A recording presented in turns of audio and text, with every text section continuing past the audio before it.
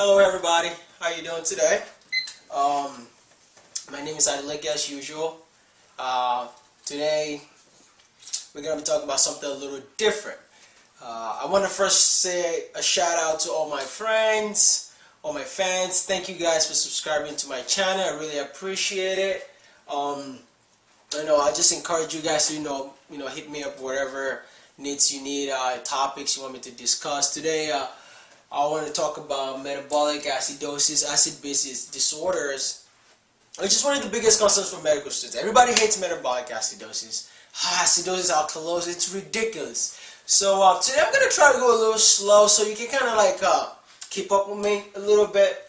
But like as usual, I'm going to try to break this down for you as easy as I possibly can.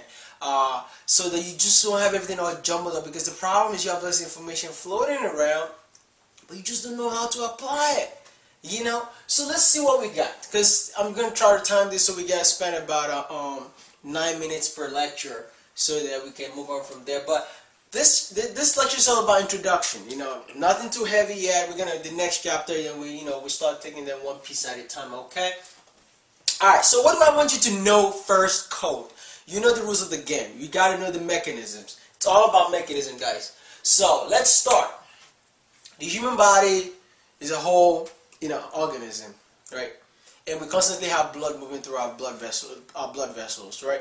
And blood has to be maintained at a certain pH. And last time I checked, you don't want your blood to be too acidic, that means you're spilling a lot of acid in it, or too basic. It's way too much base in there. So your blood, because the body has to maintain this homeostatic balance, it needs to maintain at a certain pH. So one of the biggest things you have to understand is your blood has a pH, like I mentioned right here, between 7.35 and 7.45. That is key. That is key, because what I'm going to talk about in a minute is tell you why this is important.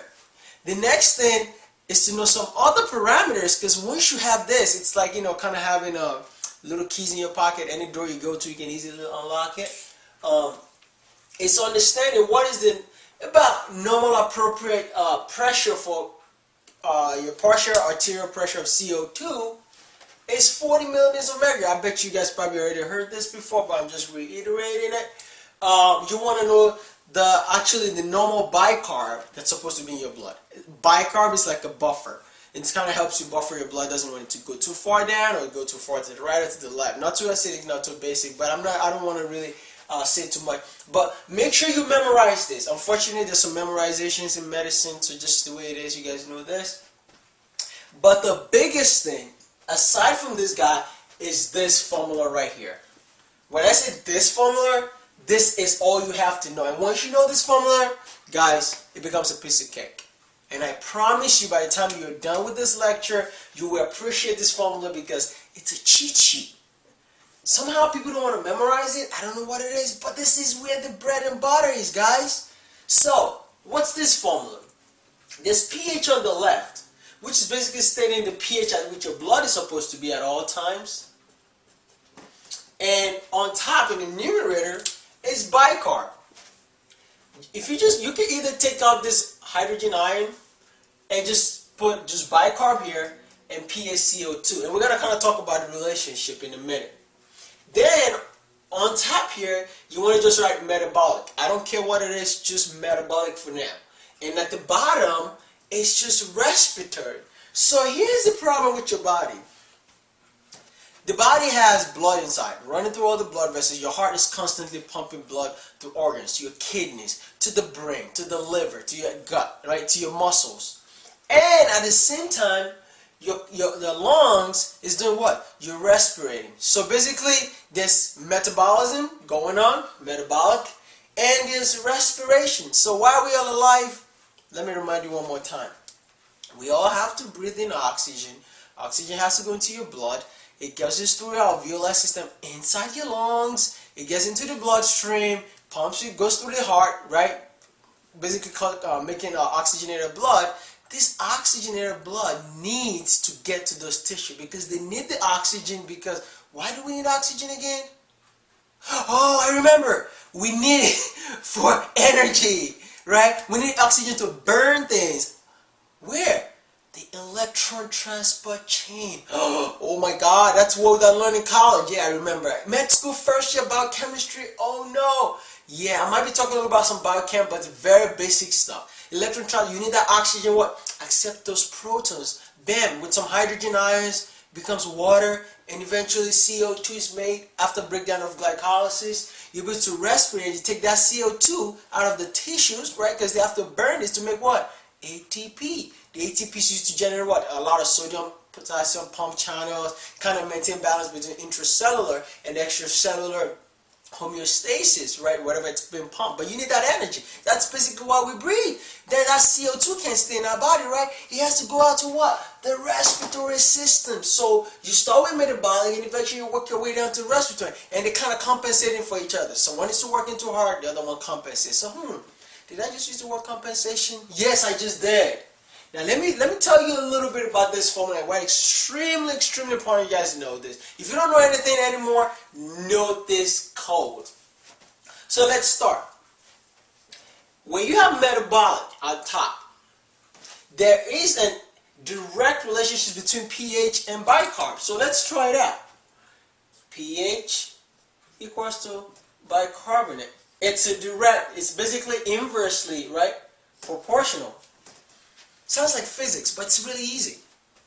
That means whatever happens on the left, let's say bicarb goes up, automatically pH has to go up. This is just intro, guys. I'm not even going to talk. That's why I'm not using the word acidosis or alkalosis yet, because the next topic we're going to be taking them one piece at a time.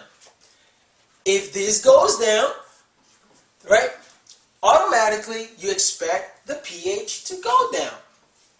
And we'll talk about what that means in a minute. Just note that relationship. It's a direct 1-to-1 correlation.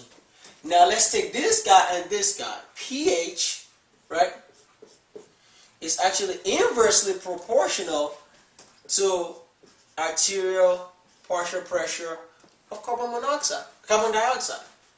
That means what that is telling you is pH CO2 goes up. Since inverse, automatically your pH has to drop. Right? If pH CO2 goes down, automatically your pH has to go up. And we'll talk about this relationship because this is where the bread and butter is, guys. Because by the time you figure it out, you're like, no, yeah, I know. It's that easy, guys. So when I say, which I'm going to talk about, I'm just going to give a little hint in a minute.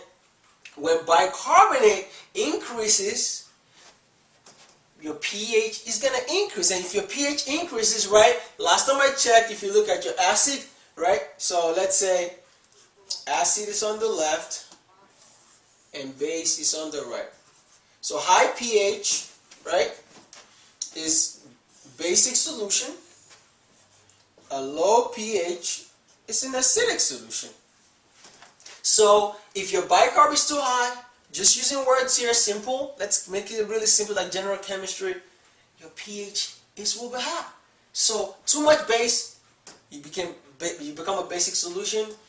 If it's too low, it becomes acidic because the pH is going to drop. The same thing right here. If pH CO2 is too high, what's going to happen?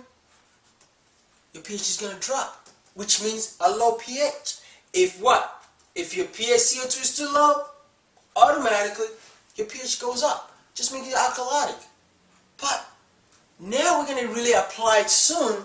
But before I go on, how about this?